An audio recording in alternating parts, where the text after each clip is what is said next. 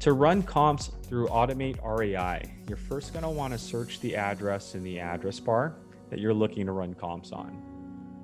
Once you populate the details of that property, go ahead and go into the comparables and nearby listings. Now here you're going to be shown the comparables and all the nearby listings around that subject property. But the most important box in terms of getting a after repair value, or the ARV, is comparables. Now when in comparables, we're going to give you the option to choose public records. These are all the records that have been officially recorded at the county. We're also going to show you MLS records. These are properties that have sold through the MLS. And then we're going to give you the option to use both, where we put public records, county records, alongside with agent records, MLS records, so that you can filter through both of those options. Now, the idea with using public records and MLS records, or in this case both, is that you're trying to isolate properties that have recently sold that are very similar to the subject property that we have here at the top. Now, the subject property is a 4-bedroom, 2-bathroom property with 1,600 square footage.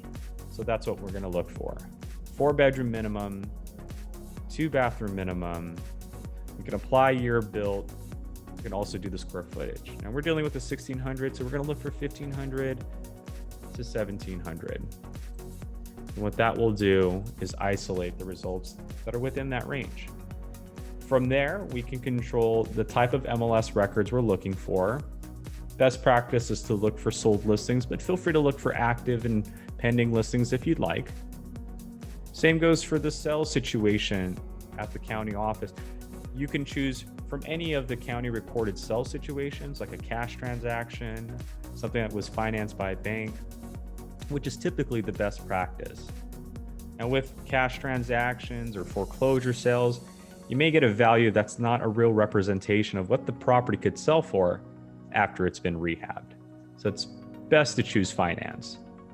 From there, you can include multi-parcel sales. This is when a buyer buys more than one property. You can even increase or decrease the distance. And finally, apples to apples.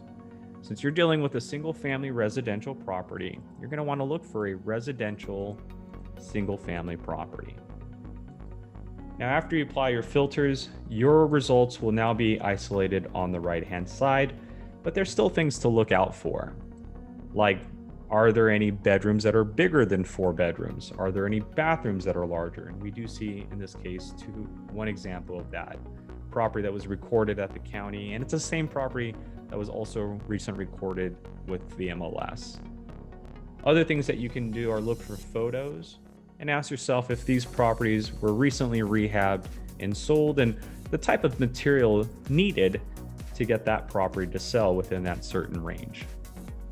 So feel free to go through those photos and again, analyze which properties are great representations of the property that you're dealing with. And finally, once you have your comps selected, in this case, I have 5 selected, we're going to provide you a new average sell price of those 5 selected, an average price per square footage, and an average days on market. But here's also a really cool thing that you can do.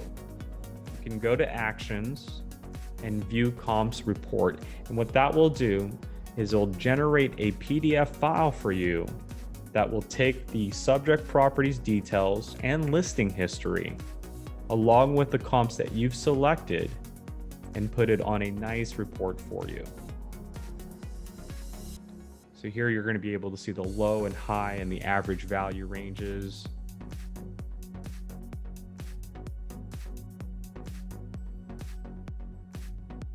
And with that, you can print out this PDF report and take it with you. Thank you for watching.